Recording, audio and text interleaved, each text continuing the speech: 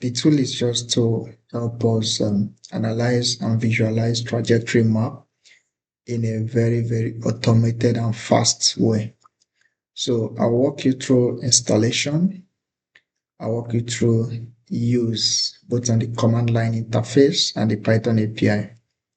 So let's go through the installation. This is the documentation on GitHub. So you can see the details of the installation here.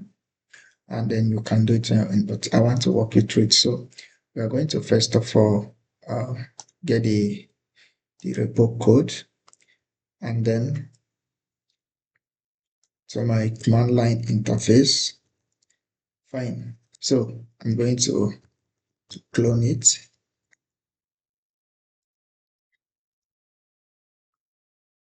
Then that's just very fast.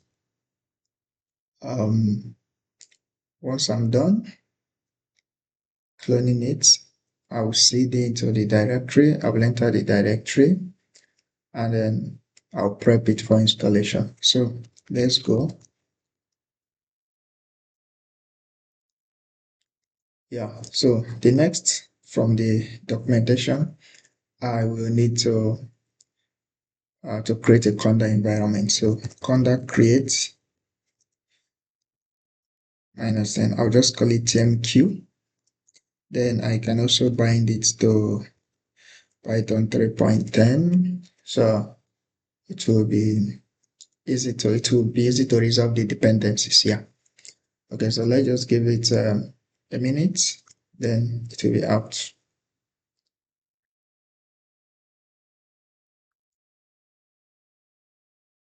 Good. So conda activates TMQ. So we activate it. So the next thing, because TrajMapQuick depends on mdtraj, which is a Python package that is very difficult to install with pip. So we're going to use a conda forge channel to just install it.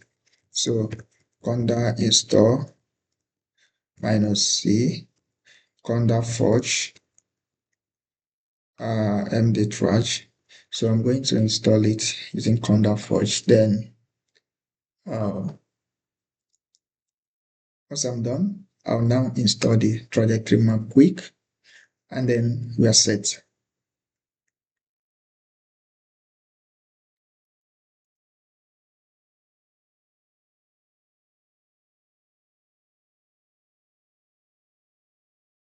Good. So the last thing, to install the software itself. So pip install, depending on whether you're a developer or not. If you're a developer, you can use -e. If you're not, so let's just use -e, full stop. So in the current directory. And then we'll build the dependencies and then install the project. Good. So don't worry about the error. The error is because in the requirement file, I put that to account for the fact that mdtraj cannot be installed with pip. So, and I've already resolved that by installing mdtraj using conda. So now TrajMapQuick works on a global command, then subcommand. So we're going to call the global command TMQ.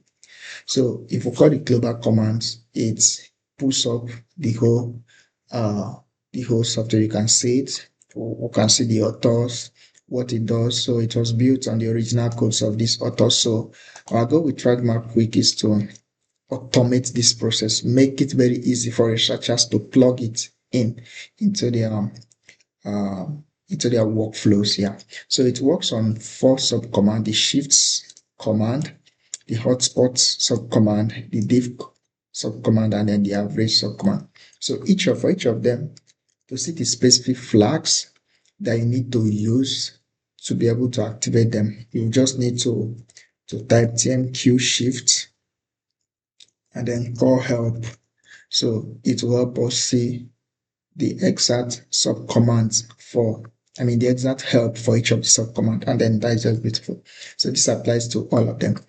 Now, inside the folder, the TrajMapQuick folder we got from GitHub, there are example trajectories test trajectory that you can use to test the functionality of TrajMapQuick.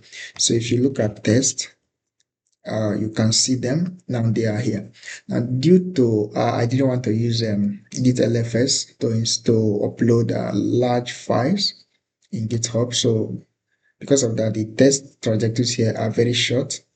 The maximum here is 250 frames. Some of them are 125 frames, which is not really nice in the plot. So to have access to the bigger trajectories, you may need to check the documentation.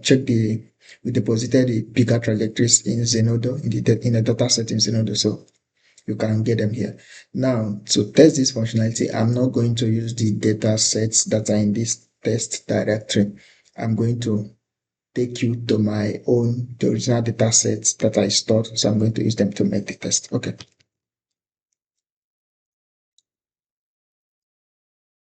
So the data sets I'm going to use are here. So don't worry, you won't find this in the TrajMapQuick directory unless you go to Zenodo where we deposited the trajectories. You are going to find them there. Yeah.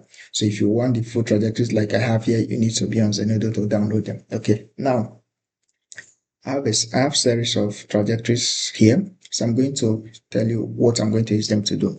So I have a trajectory from Plasmodium falciparum protein, and then the associated topology. So I'm going to use this to demonstrate the utility of the first subcommand, the shift subcommand. So the shift subcommand allows us to produce a trajectory map and at the same time visualize the residual shift for a given loop. So let's look at the functions that we can pass to the shift subcommand. So TMQ shift, and then we call help. So you can see clearly here that we need to pass the trajectory, pass the topology, uh, pass the trajectory, pass the topology, then stride. Now, depending on how many frames you want to pass, then the residue range. So how long is your protein, the full residue range? Then this is now the range for the shift calculation. So if you want to look at a particular loop, a particular region of your protein to see the residual shift in that region, so you pass that residue region in this RS flag. Then because you can use the alpha carbon or the backbone to compute the shift, you can also pass the center flag, and then max how flexible is that region. So usually very flexible proteins. I mean, for disordered proteins, you can find like 8, 9, 10 or above Armstrong in terms of fluctuation. But for rigid proteins, well-folded proteins, we're expecting it to be between 0 to 5. So I'll just set it at 5 Armstrong, 5 at this max, then out. You insert a placeholder. So we're going to run this, and then we're going to see how it works. So TMQ shift, then I'm going to now pass the trajectory, the topology. So minus TR, I'm going to pass this trajectory. I'm going to pass this. Good. So then minus TO, I'm going to pass the associated topology. Good. Then minus stride, I'm going to pass 1. So this topology only have 500 frames. So that's okay for us. We're going to use the 500 frames. Then for the residue range, so this protein has 378 residues. So I'm going to pass 1 to 378. For the loop I'm looking for this protein, because it's a protein I've worked with, I'm looking at a loop. There's a loop called for 5. It's between 110 and 125 residues. So 110 and 125. Then for the center of calculation, I'll just choose backbone. And then for the max output, I'll choose 5. Then finally, for the placeholder, I'll choose my shift. So as the placeholder for all the outputs that are going to come. So I'm going to try and run it, and then let's see. So usually when you are running this command, it will be printing the steps and then the associated time it took it to run that particular step. So usually it converts the trajectory to a multi-model PDB, then convert it into a matrix with shift values, generate the shift value, the shift region for that particular loop, plot the trajectory map, then plot the shift plot and whatever. So it will keep on telling you the time it took for each particular part of the analysis, and that is beautiful. So at the end of the day, it's going to also print the full time, the complete time it took. So, and that's fine. So usually this will just take like I mean less than a minute, I think so, or at max 1 minute.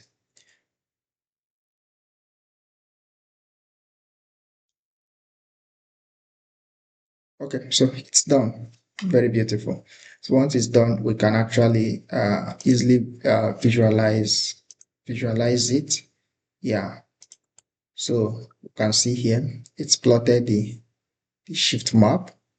Then it's also plotted the shift graph. So we can look at the trajectory, the overall trajectory map. And then as you can see, so it will highlight the regions of the protein that have very high fluctuation. Do you get? So it is, and then you can see the maximum shift value we selected, which is 5. Then you can see the impact. So as you change that shift value using the MA flag, you will also vary the intensity of this column. So that's very important. Then most importantly, for the shift graph, for that region we specified, we get a plot, a very beautiful plot about how that region fluctuated with respect to time. And we can see it that the maximum fluctuation happened in the region around 200 and 250 frames. That's where it's achieved the maximum, and then it's ranged between -2 and up. So it's very okay. You can actually zoom in into a particular region of your protein and see what is happening there. Okay, so that is it for the shift sub command. Now the similar one is the hotspot sub command. So let's look at it. TMQ hotspot. Now hotspot sub command is a way to allow us automate the process of selecting the loops that are the most fluctuating loops in our protein. So what I mean is you're working on a new protein, or you're working on a series of protein which you're already familiar with, but you don't want to pass, for example, as you can see in our previous command, we passed -rs flag, which we have to impute the region of protein we're interested in to calculate the shift graph. Now, what if you have a series of protein to work with, or you have a new protein, whatever that you are just working with? You have an ensemble, and then what do you want to do? You want a way to be able to detect this region that has high fluctuation and then generate their shift graph automatically without you passing this region flag, this -rs flag. So that's exactly what hotspot helps us to do. So basically, you also need to pass trajectory, topology, stride, and every other thing we've passed initially. So let's see how it works too. So we'll pass the trajectory,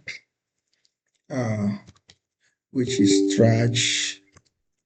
So we'll pass it, then we'll pass the topology, which is topo. Now, then we'll still pass the stride. We want it to remain 1 because it's just 500 frames. Then for the residue range, we also pass 1, 2, 3, 7, 8. For the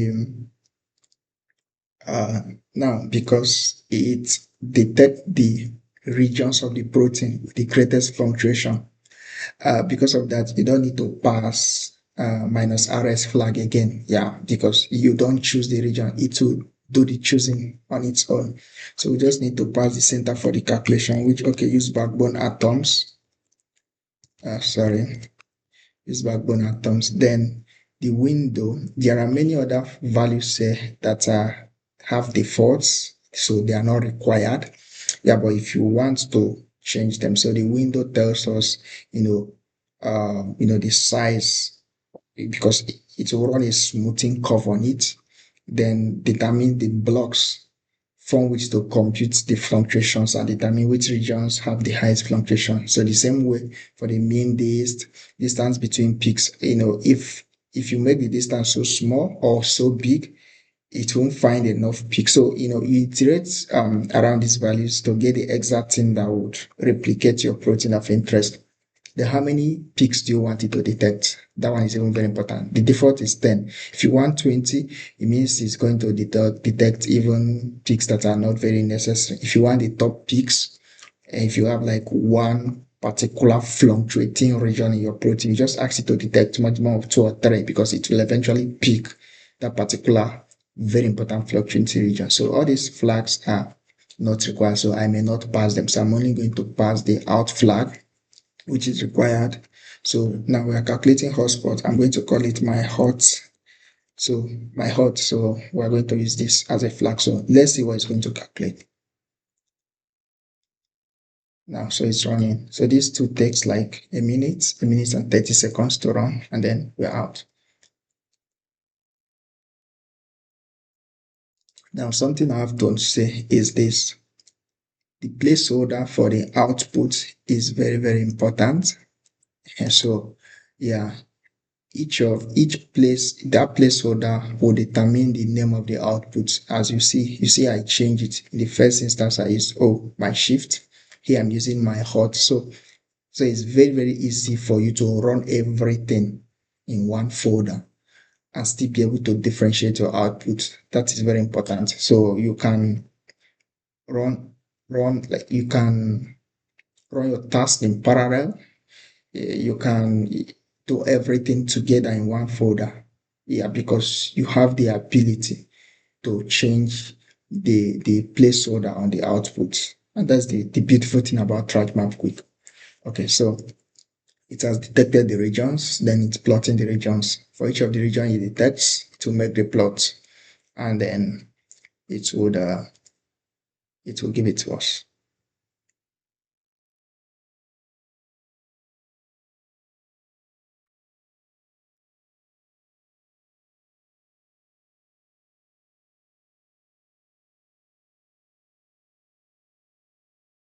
Good, it's done. So it took 90 seconds. So a minute, 30 seconds.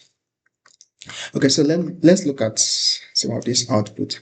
So if you come here, you're going to see our output. So what are the most, but now because you passed similar flags as the shift command, it will also generate a trajectory map, which is still like very similar to the original map. So that's not very important to us now.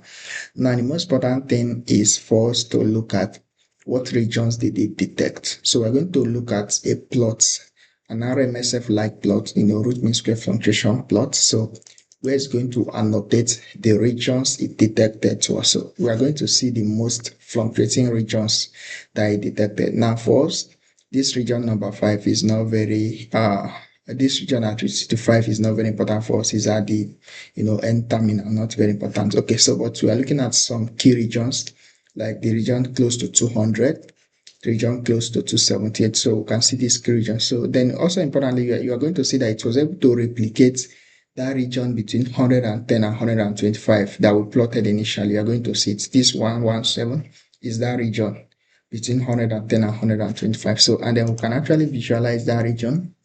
Let's look at it, 108 to 134. So you can visualize that region, and then you see the exact same plot that we generated using the shift command. It's also detected the same region with the exact same plot. So that's the beauty of hotspot command. So if you have so many protein to work on, you can use it as a simple plug and play. Then it will keep working for you. The next set of commands are the average command and the difference command. So let's look at them again. TMQ, we can call the help, And then it shows us the most important command. So we're looking at the diff command and the average command. So now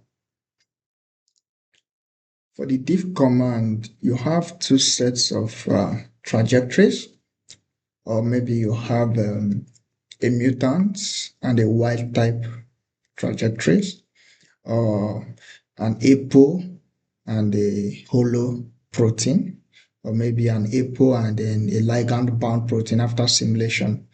And you want to visualize the changes in the trajectory map.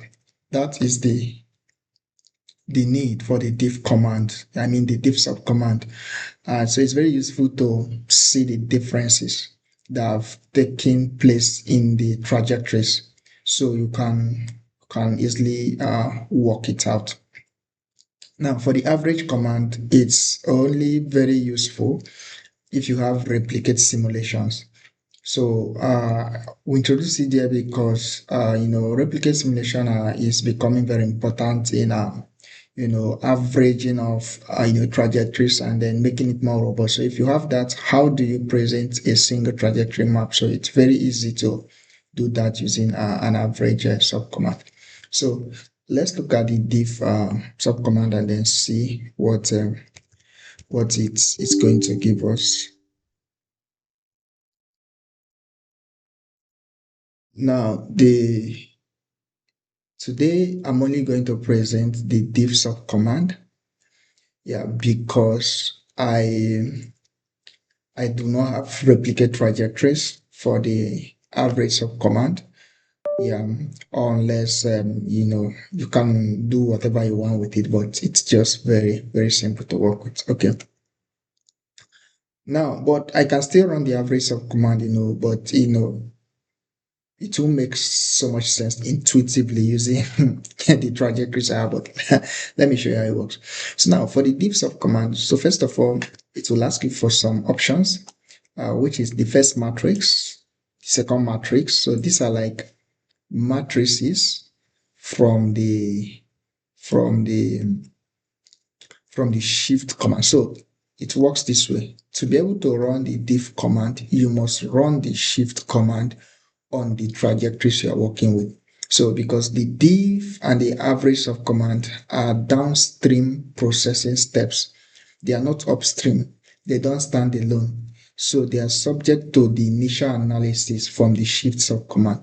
So for us to use it now, we need to run the shifts of command for the two different trajectories of interest, and then the matrices from those trajectories will now pass it into here.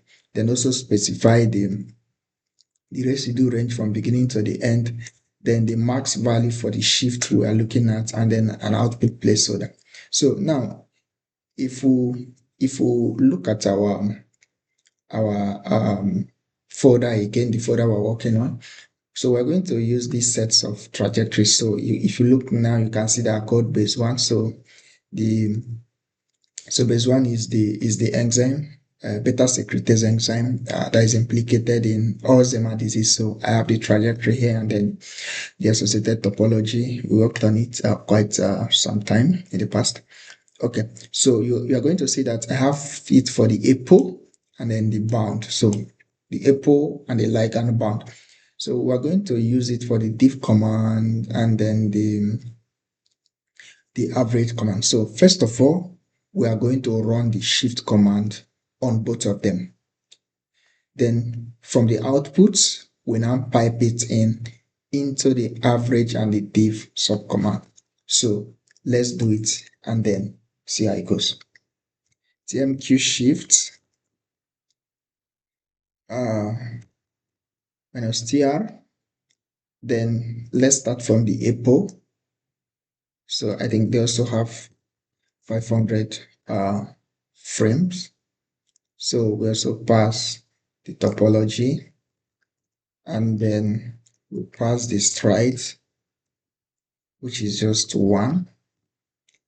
Then let's pass the residue range, which is 1 to 378. Can pass just the residue range. Okay, yeah, obviously it will ask us to maybe just pass a region. of a loop that want to calculate the fluctuation, which, well, we don't need it here, but we have to pass it, right? Okay, so yeah, okay, we say, oh, 110 to 1 to 5. Then it will ask us for the center of calculation and the center of mass calculation. So you say, okay, let's just stay with backbone. And then maybe the max out, then, okay, 5. Then the output. Now, since we are working on a different output, we want to give it a different name so that it doesn't clash with the other one. So we are going to give it Apple. Yeah, we're going to just give it Apple as the out. So let's run it and see what it gives us. So once it's done, which it's going to take just like a minute, we repeat the same thing for the bound so that we have the sets of matrices we need to feed in into the diff or the average subcommand. So let's wait for it. It's just a couple of seconds and then we'll be on it.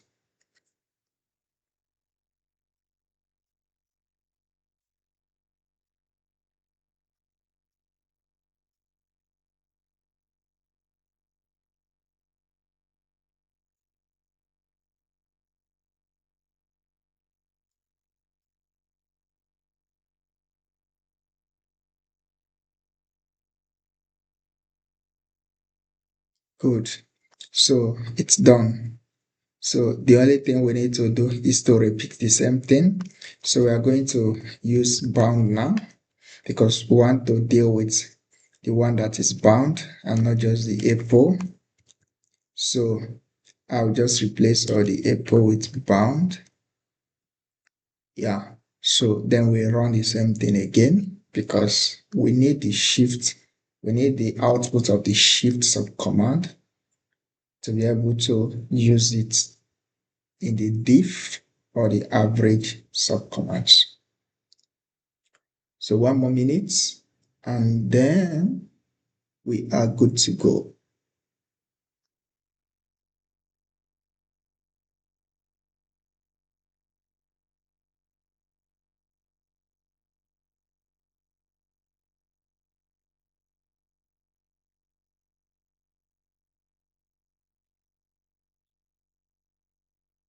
Good. So we are done. All right. Now if we look at our trajectory, we can see so many things. Now let's go back again. Now that we've finished running the shift command for both the APO and the bound proteins, so we can now run the diff command. Then remember,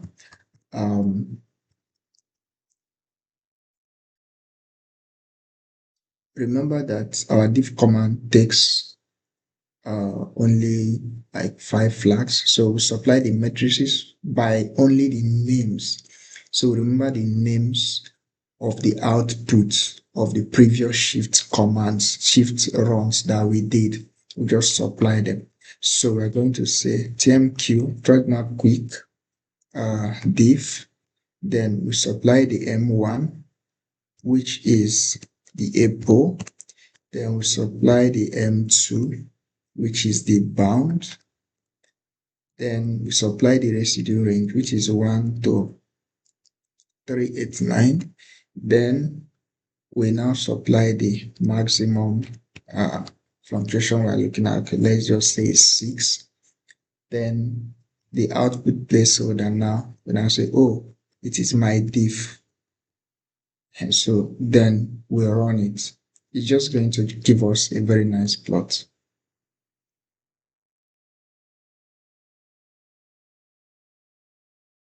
Very fast in 5 seconds. So look at this, my diff map.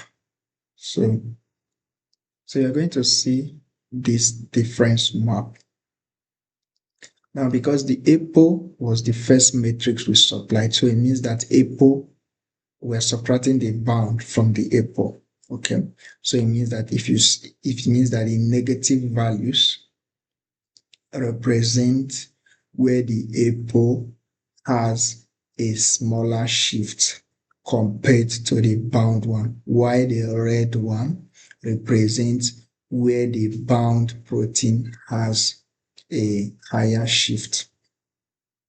Sorry, has a smaller shift than the apple, because the apple is the one subtracting the bound. So from this difference map, you can easily see where the apple is either performing or underperforming. So for example, so many of these blue bands show that apple protein had a higher fluctuation compared to the bound like that. So this is the idea of the difference map. It helps you visualize, so you can easily tell, it creates a difference so easy. You just understand visual difference that people can point and say, oh, these are the regions that the apple is fluctuating more massively compared to the bound ligand, or so on and so forth. Maybe you might be comparing the wild and the mutant type. It must not be the bound and the apple. So it depends on what you want to do with it. So that's exactly. So the last command is actually the average command. So it's similar to the diff command. Yeah. So the only difference is that the average command can take a lot of matrices. So in the same way, just supply the names, the output names of the previous shift commands that you ran. So it can take a lot of them in comma separated way, comma separated list of matrices. Then that is it. So if you have 5, 6, 7 replicates, 10 replicates, 16 replicates, you can average them. So basically, now I want to do it, but it doesn't have any meaning. Averaging the apple and the bound has no meaning. So, but I think you understand how to do it. So usually just call TMQ and call the average command. Then you can pass a pull, comma, bound, comma. Then if you have more replicates, you can keep passing them. Then when you are done, you pass the residue range. Then on and on, then you run it. Will also generate a map, which is an average. It's a mean of all the replicates. So that is actually how it works. So now this is the implementation in the command line interface. And as I've shown you, very easy to run, very fast. You can create loops, run jobs in parallel. This is very, very nice for a plug and play in your workflows. Yeah. So if you have any issues, you can go to the documentation on GitHub. If you have specific question, you can send us an email. You can create a request, whatever, and then a pull request, whatever, then we'll attend to it. So welcome back. So I'll walk you through the Python interface for those that want to work on Python and have more control over um, the whole pipeline of TrajMapQuick. So please make sure it's a Jupyter notebook that we're going to use. So you can have Jupyter notebook, Jupyter Lab installed, and it's fine. So for me, I am using my Jupyter notebook, as you can see. So I'm just going to launch one of the URL, and then let's see. Okay, now we are back to the original folder.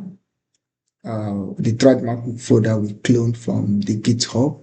So remember, I went to the test folder to use the longer trajectories to demonstrate, but now we are back in the folder we cloned, because that's where the Python code actually is. So it's in the notebook. So look at it, a Python API. So we're going to open it and see the functionality. So I had annotated it very carefully so that people can easily see it and then follow through with the process. Now this Python API, yeah, because of the way I designed it, the analysis here is going to use the trajectories that are available in the text folder. You remember I told you I'm not going to use those trajectories. that are in the test folder because I consider them short. Yeah, but if you have to use this Python API, you either go to Zenodo and download the rate trajectories and replace the one in the test folder, or you use those one in test folder. Yeah, but the maximum is like 250 frames, so it won't produce very nice plots. But well, the idea is to show that the tool works, right? So these are the core modules, and then the inputs that we should pass into the core modules if we want to use the modules, right? Okay. Yeah. Then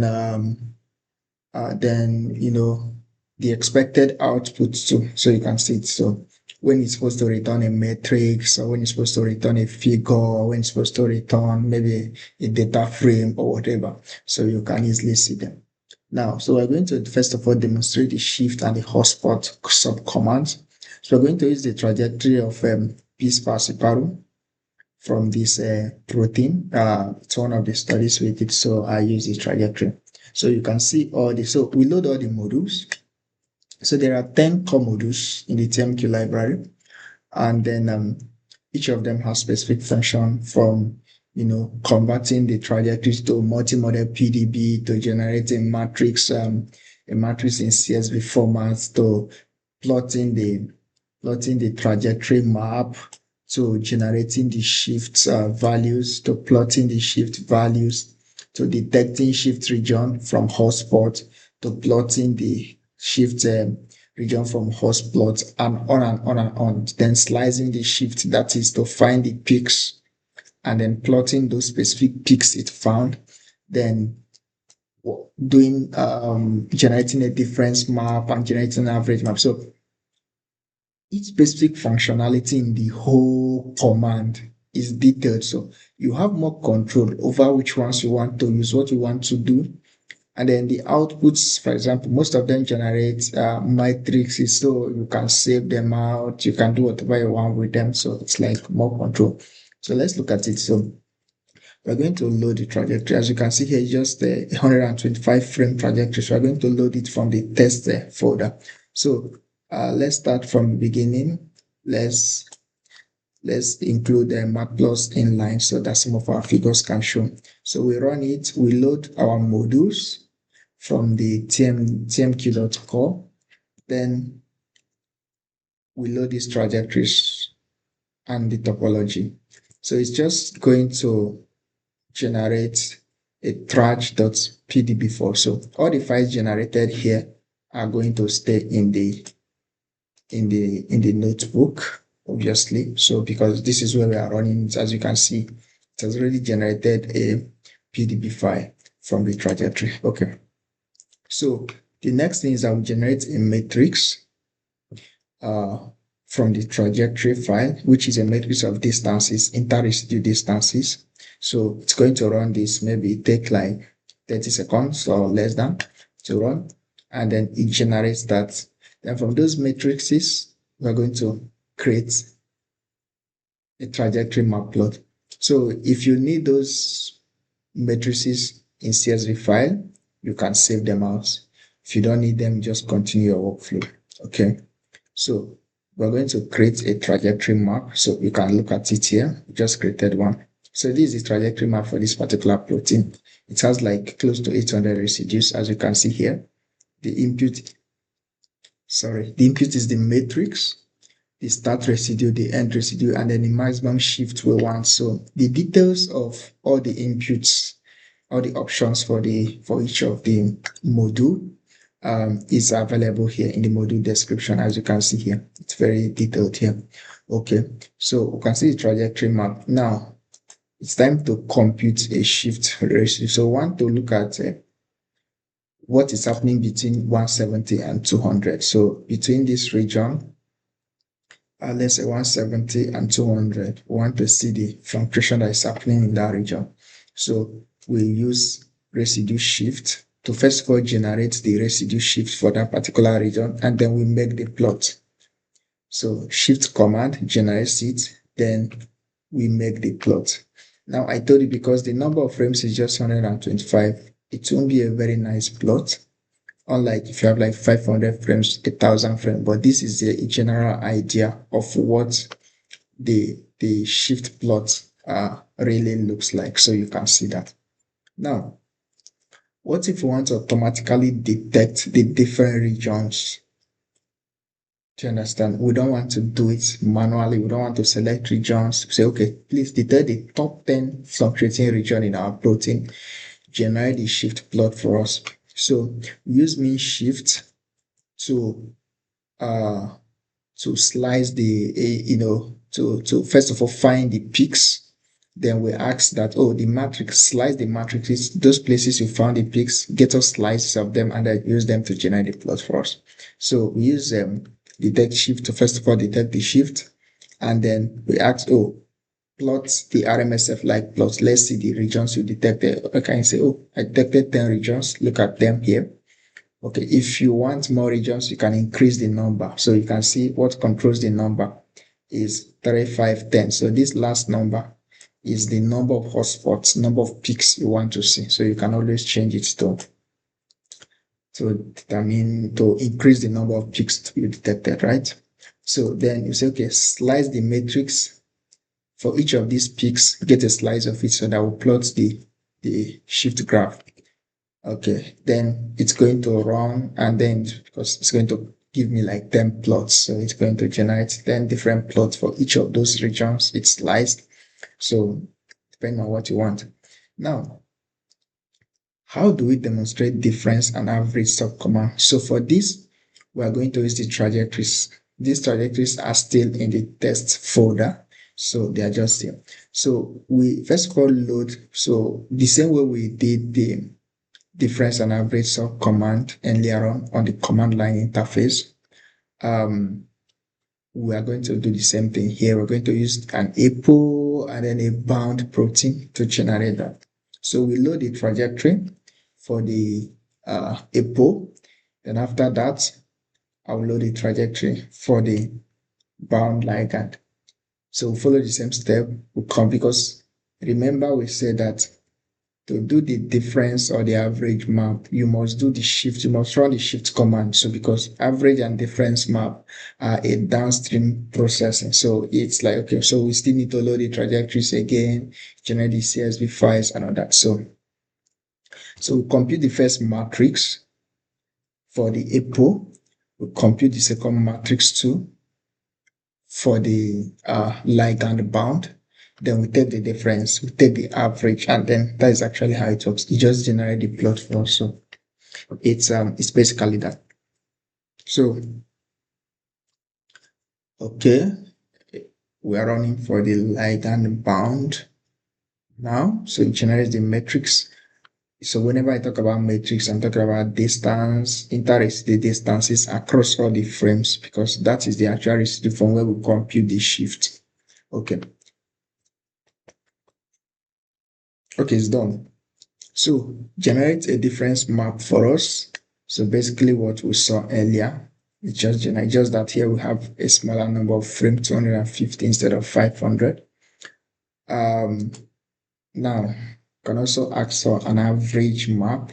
So I didn't show this in the command line interface, but it is very easy to show here but it doesn't have any scientific meaning because you're averaging APO and bound like that. It doesn't have any meaning, but at least just to show you the functionality, right?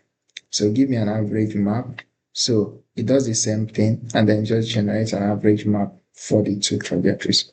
So these are basically the functions. So you have full control here from each of the module. You can decide what to do, what to load, what not to load, how to redirect your outputs and everything. So I think it's even a bit easier to control here. Yeah, or yeah, it depends on what you want to do. Yeah, I also think the command line interface gives an opportunity to parallelize your work and make your work more robust. So this is the end of my video. This is the full functionality of TrajMapQuick. So if you have further questions, check the documentation on GitHub, and you can also reach out to us. I think the email address is there, whatever. So